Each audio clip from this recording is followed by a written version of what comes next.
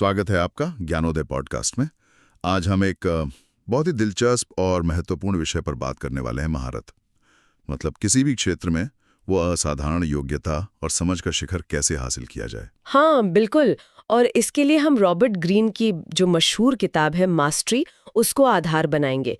देखेंगे कि कैसे, जैसे आपने कहा, लियोनार्डो दा विंची या आइंस्टाइन या मैरी क्यूरी जैसे लोग वो उस लेवल तक पहुंचे जिसे हम मास्टरी कहते हैं। क्या ये बस किस्मत की बात है, या कोई टैलेंट है जो बस कुछ लोगों में होता है, या फिर कोई रास्ता है इस तक पहुंचने का? और यही आज हमारी पड़ताल का लक्ष्य भी है, समझना कि वो रास्ता है क्या, और क्या कोई भी इंसान उस पर चलकर अपने चुने हुए फील्ड में वो, जिसे कहते हैं महानता, वो हासिल कर सकता है। हम रॉबर्ट ग्रीन की किताब मास्टरी, पूर्णता और महानता का पथ, उसी के विचारों और उदाहरणों को देखेंगे। इतिहास में तो ऐसे बहुत लोग हैं जिन्होंने दुनिया बदल दी, लेकिन सवाल वही है, कैसे? देखिए, रॉबर्ट ग्रीन का तर्क बड़ा साफ है। वो मानते हैं कि मास्टरी कोई ऐसा रहस्य नहीं है जो बस कुछ खास लोगों को मिलता है। ये एक प्रक्रिया है, एक प्रोसेस, और वो हर इंसान की क्षमता के अंदर है। हाँ, ये बात सही है कि इसमें असाधारण समर्पण लगता है, समय लगता है बहुत ज़्यादा, लेकिन एक रास्ता है। और ग्रीन इस रास्ते को मोटे तौर पर 3 बड़े फेजेस में बांटते हैं। पहला, शिष्यावस्था यानी अप्रेंटिसशिप, सीखने का, नींव डालने का दौर। दूसरा, रचनात्मक कार्यशील चरण, जिसे क्रिएटिव एक्टिव फेज कहते हैं, मतलब प्रयोग करना, अपनी आवाज खोजना। और तीसरा और आखिरी, वो है मास्टरी, यानी सहज ज्ञान और एकदम टॉप लेवल का स्किल। चलिए, तो फिर शुरू करते हैं पहला कदम। ग्रीन कहते हैं सब कुछ शुरू होता है अपने जीवन के काम या लाइफ टास्क, या जिसे हम शायद बुलावा कह सकते हैं, कॉलिंग, उसे पहचानने से। सुनने में तो बहुत अच्छा लगता है ये, पर असल जिंदगी में जहां परिवार का दबाव है, समाज का दबाव है, पैसे कमाने का दबाव है, वहां अपनी सच्ची आवाज, वो अंदर की आवाज कैसे सुने? ये पहली चुनौती है और शायद सबसे मुश्किल भी है। जीवन का काम वो चीज है जिसके लिए आपके अंदर से खिंचाव होता है, बिल्कुल नेचुरल। एक ऐसा सब्जेक्ट या कोई एक्टिविटी जिसमें आपकी एनर्जी, आपकी दिलचस्पी अपने आप जाती है। ग्रीन इसी पर जोर देते हैं कि बाहरी शोर को, मतलब समाज क्या कहेगा, पेरेंट्स क्या चाहते हैं, किसमें पैसा ज्यादा है, इन सब को अनसुना करना जरूरी है। अपनी अंदर की पसंद को पहचानना, और इसके इशारे वो अक्सर बचपन के झुकाव में छिपे होते हैं। अच्छा, जैसे वो चार्ल्स डार्विन का उदाहरण आपने दिया था पहले, उनके पिता तो चाहते थे वो डॉक्टर बने। बिल्कुल सही। डार्विन पर पूरा दबाव था डॉक्टर बनने का, पर उनका जुनून वो तो प्रकृति में था, पेड़ पौधों में, जानवरों में। सोचिए, अगर वो उस दबाव में आ जाते तो क्या होता? शायद दुनिया को एवोल्यूशन की थ्योरी न मिलती। इसी तरह मोज़ार्ट को देख लीजिए। संगीत के लिए उनका जो खिंचाव था वो बचपन से ही जाहिर था, बिल्कुल असाधारण। यही वो अंदरूनी आवाज थी जिसने उन्हें उतना महान बनाया। तो जरूरी ये है कि उन चीजों पर ध्यान दें जो आपको सच में अंदर से उत्साहित करती हैं, जिनके बारे में आप घंटों सोच सकते हैं, काम कर सकते हैं, भले ही वो समाज की नजर में उस वक्त काम की ना लगे। तो ये सिर्फ एक पैशन ढूंढना नहीं है, बल्कि हिम्मत भी चाहिए, उन बाहरी दबावों के खिलाफ जाकर उसे चुनने की हिम्मत। निश्चित रूप से ये एक सचेत फैसला है, अपनी अंदर की आवाज को बाहरी उम्मीदों से ऊपर रखना। ठीक है, मान लिया किसी ने पहचान लिया अपना बुलावा। अब आता है दूसरा फेज, और शायद सबसे लंबा फेज, शिष्यावस्था, अप्रेंटिसशिप फेज। ग्रीन इसे इतना जरूरी क्यों मानते हैं?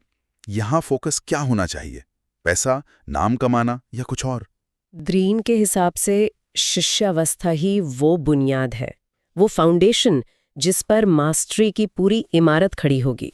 इसका महत्व इसलिए है क्योंकि यहीं पर आप वो बेसिक स्किल सीखते हैं, अनुशासन आता है, धैर्य रखना सीखते हैं, और अपने फील्ड की, अपने विषय की वो गहरी समझ हासिल करते हैं जो आगे चलकर ज़रूरी होगी आपकी क्रिएटिविटी के लिए, आपकी मौलिकता के लिए।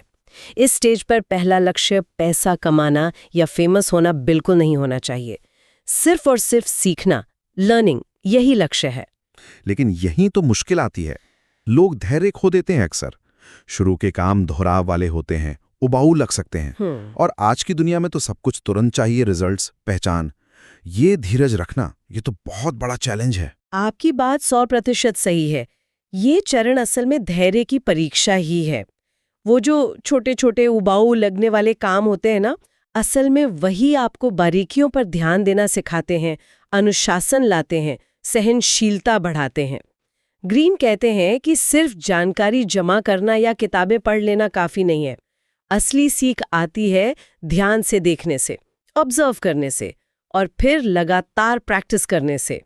वो जो 10,000 घंटे वाली बात है वो काफी पॉपुलर है, लेकिन ग्रीन का असली जोर सिर्फ घंटों की गिनती पर नहीं है, बल्कि उस दौरान जो आप अभ्यास कर रहे हैं उसकी क्वालिटी पर है। कितना गहरा, कितना केंद्रित अभ्यास है वो। अच्छा, मतलब सिर्फ टाइम नहीं लगाना, बल्कि हर बार कोशिश करना कि थोड़ा बेहतर हो, गलतियों से सीखना। हाँ, बिल्कुल बिल्कुल। गलतियां तो होंगी ही, वो इस प्रक्रिया का हिस्सा है, अनिवार्य हिस्सा।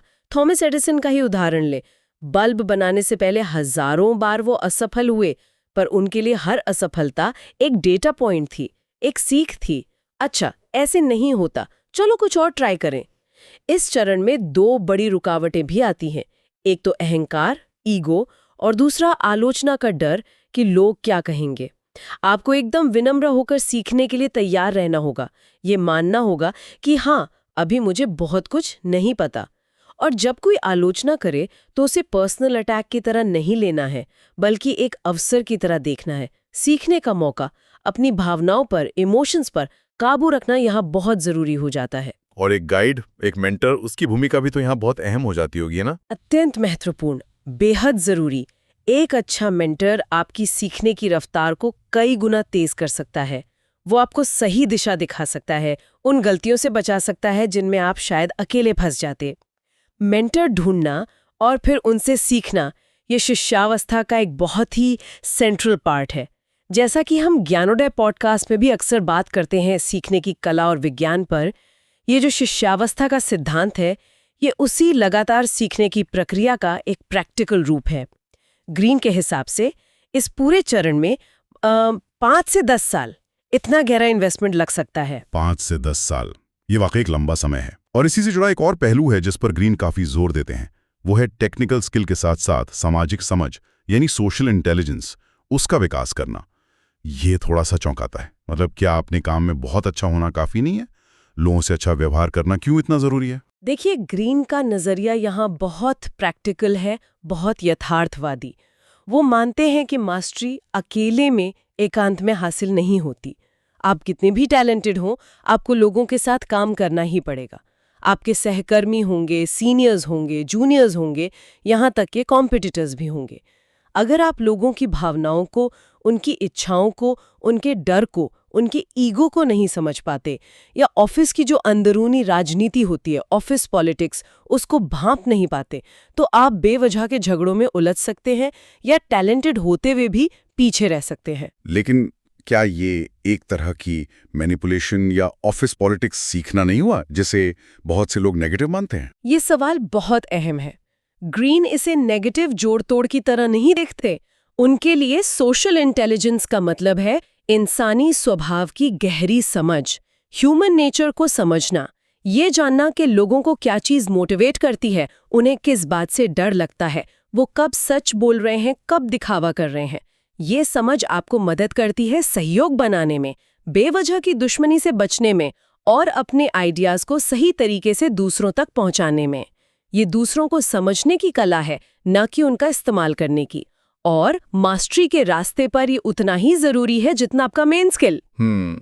ये बात समझ में आती है। तो ठीक है, बुलावा पहचाना, शिष्यावस्था में स्किल सीखे, सोशल इंटेलिजेंस बढ़ाई, नींव मजबूत की। अब आता है तीसरा चरण, रचनात्मक कार्यशील, क्रिएटिव एक्टिव फेज। यहां क्या बदलता है? यहाँ बड़ा बदलाव आता है। ये वो स्टेज है जहाँ आप वो जो नींव बनाई है उस पर अपनी इमारत खड़ी करना शुरू करते हैं। अब आप सिर्फ नियमों को फॉलो करने वाले या दूसरों के काम को कॉपी करने वाले शिष्य नहीं हैं, बल्कि आप अपने ज्ञान और कौशल का इस्तेमाल करके एक्सपेरिमेंट करना शुरू करते हैं, नई चीजें बनाना शुरू करते हैं, अपने फील्ड की जो सीमाएं हैं, जो बाउंड्रीज हैं, उनको आगे बढ़ाने की कोशिश करते हैं। यहीं से आपकी असली मौलिकता, आपकी ओरिजिनलिटी और आपकी अपनी खास शैली, आपका यूनिक स्टाइल वो उभर कर सामने आता है। अच्छा, जैसे वो लियोनार्डो दा विंची का उदाहरण है। उन्होंने कला, विज्ञान, इंजीनियरिंग सबको मिला दिया। या स्टीव जॉब्स ने टेक्नोलॉजी और डिजाइन का जैसा संगम किया। वो शायद इसी चरण के उदाहरण हैं। को अलग अलग फील्ड्स को जोड़ते हैं, जो पहले से स्थापित मान्यताएं हैं उन पर सवाल उठाते हैं और कुछ ऐसा बनाने की कोशिश करते हैं जो पहले नहीं था। इसमें रिस्क लेना पड़ता है क्योंकि नए प्रयोग फेल भी हो सकते हैं। आपको अपने कंफर्ट जोन से बाहर निकलना ही पड़ता है। लेकिन वो जो डर होता है एक्सपेरिमेंट करने का, फेल होने का डर, वो तो बहुत असली होता है। क्या ग्रीन इस डर से निपटने का कोई तरीका बताते हैं? हाँ, ग्रीन मानते हैं कि ये डर बिल्कुल स्वाभाविक है, लेकिन मास्टरी के लिए इससे पार पाना ही होगा। उनका सुझाव है कि असफलता को सीखने की प्रक्रिया का हिस्सा समझें, उसे फाइनल ना माने। हर प्रयोग, चाहे सफल हो या असफल, आपको कुछ न कुछ नई जानकारी जरूर देता है और आत्मविश्वास जो है वो धीरे धीरे बनता है। छोटे छोटे सफल प्रयोगों से शुरू करके आप बड़े रिस्क लेने की हिम्मत जुटा सकते हैं। जरूरी ये है कि आप सेफ खेलने के बजाय अपने ज्ञान की सीमाओं को टेस्ट करने की, उन्हें बढ़ाने की हिम्मत दिखाएं। अगर आप हमेशा दूसरों की नकल ही करते रहेंगे तो अपना मौलिक योगदान कभी नहीं दे पाएंगे। और फिर इस लंबी सतत यात्रा का अगला पड़ाव आता है मास्टरी, शिखर। यहां पहुंचकर कैसा महसूस होता है? ग्रीन एक शब्द इस्तेमाल करते हैं, सहज ज्ञान या अंतर्दृष्टि, इंट्यूशन। ये क्या है? क्या ये कोई जादुई छठी इंद्री जैसी चीज है? नहीं, जादुई बिल्कुल नहीं।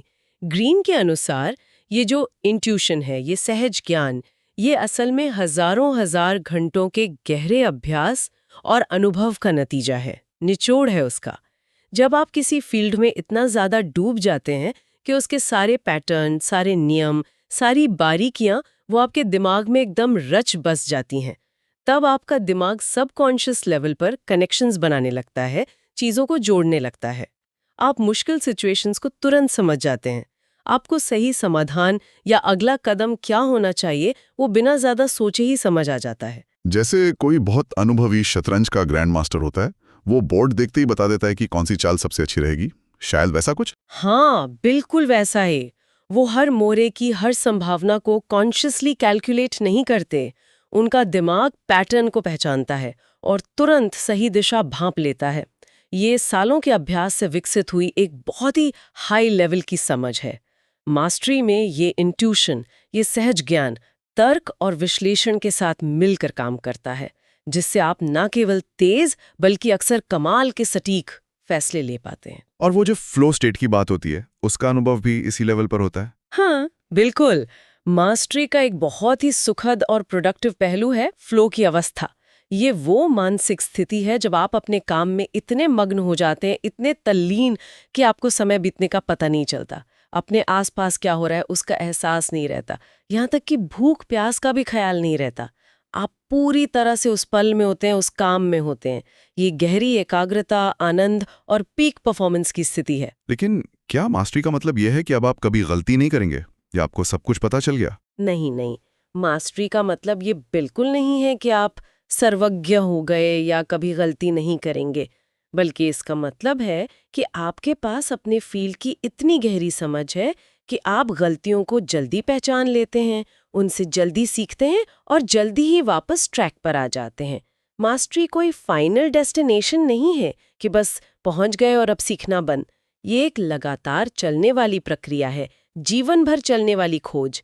हमेशा कुछ नया सीखने की, अपनी समझ को और गहरा करने की गुंजाइश बनी रहती है। और ज्ञानोदय पॉडकास्ट का भी यही प्रयास रहता है कि अपने श्रोताओं को उनके चुने हुए क्षेत्रों में ऐसी ही गहराई और समझ विकसित करने के लिए प्रेरित किया जाए। तो अगर हम रॉबर्ट ग्रीन की किताब मास्टरी से मिले इन सभी विचारों को निचोड़ें, तो कुछ मुख्य सबक या सिद्धांत क्या होंगे जिन्हें कोई भी अपनी जिंदगी में अपनाने की कोशिश कर सकता है? हाँ, बिल्कुल। मास्टरी से कुछ बहुत ही महत्वपूर्ण सबक मिलते हैं। पहला, अपना सही बुलावा, अपनी कॉलिंग, उसे पहचाने और चुने। ऐसे काम में मास्टरी हासिल करना लगभग नामुमकिन है जिसके लिए आपके अंदर वो नेचुरल जुनून न हो। दूसरा, गहरे समर्पित अभ्यास का कोई शॉर्टकट नहीं है। वो 10,000 घंटे का नियम सिर्फ एक प्रतीक है। असल बात है सालों तक चलने वाली फोकस्ड मेहनत। तीसरा, एक मार्गदर्शक, एक मेंटोर जरूर खोजें। किसी अनुभवी गुरु का साथ आपके सीखने की रफ्तार को बहुत तेज कर सकता है और भटकाव से बचा सकता है। चौथा, सोशल इंटेलिजेंस यानी सामाजिक बुद्धिमत्ता, उसे विकसित करें। लोगों को समझना और उनके साथ प्रभावी ढंग से काम करना, ये टेक्निकल स्किल जितना ही जरूरी है। पांचवां, एक्सपेरिमेंट करने से, क्रिएटिव रिस्क लेने से डरे नहीं। मौलिकता और इनोवेशन तभी आते हैं जब आप लीक से हटकर सोचते हैं। और छठा और शायद सबसे जरूरी, अटूट धैर्य और जुनून बनाए रखें। मास्टरी का रास्ता लंबा है, धीमा है, चुनौतियों से भरा है, इसका कोई शॉर्टकट नहीं है। तो ये थी रॉबर्ट ग्रीन की किताब मास्टरी पर हमारी आज की गहन चर्चा। ज्ञानोदय पॉडकास्ट में ये तो साफ है कि किसी भी क्षेत्र में शिखर तक पहुंचने का रास्ता, सच्ची संतुष्टि पाने का रास्ता और दुनिया पर एक स्थायी असर छोड़ने का रास्ता, वो तुरंत मिलने वाली सफलता या शॉर्टकट का नहीं है। ये गहरे समर्पण, अथक अभ्यास और अटूट धैर्य का मार्ग है। बिल्कुल। मास्टरी हासिल करना सिर्फ कोई स्किल सीखना या एक्सपर्ट बनना ही नहीं है। ये अपनी संभावनाओं की सीमाओं को खोजना है और फिर उन्हें पार करना है। अपने काम में गहरा अर्थ ढूंढना है और एक ऐसी विरासत बनाना है जो शायद दूसरों को भी प्रेरणा दे सके। ग्रीन व्यक्तिगत महारत पर बहुत जोर देते हैं, पर एक बात सोचने वाली है। आज की दुनिया इतनी कनेक्टेड है, सहयोग इतना महत्वपूर्ण है, तो क्या सिर्फ व्यक्तिगत महारत का मॉडल काफ़ी है या हमें सामूहिक महारत के बारे में भी सोचने की ज़रूरत है? मतलब टीमों की, समुदायों की उत्कृष्टता। ये एक विचार है जिस पर आगे सोचा जा सकता है। ज्ञानोदय पॉडकास्ट में आज के लिए बस इतना ही। उम्मीद है रॉबर्ट ग्रीन के इन विचारों से आपको अपने लक्ष्य की ओर बढ़ने की कुछ प्रेरणा जरूर मिली होगी। याद रखें, मास्टरी का रास्ता हर किसी के लिए खुला है, बस उस पर चलने का संकल्प चाहिए। अगर आपको ये पॉडकास्ट अच्छा लगा हो तो इसे लाइक, शेयर और सब्सक्राइब जरूर करें। और हाँ, कमेंट में हमें बताइए कि इस पॉडकास्ट का कौन सा हिस्सा, कौन सी बात आपको सबसे अच्छी लगी या सबसे ज्यादा सोचने पर मजबूर किया। और हमें ये भी बताइए कि आप अगली बार किस किताब या किस विषय पर ऐसी ही गहरी चर्चा सुनना चाहेंगे। हमें आपके सुझावों का इंतजार रहेगा। धन्यवाद।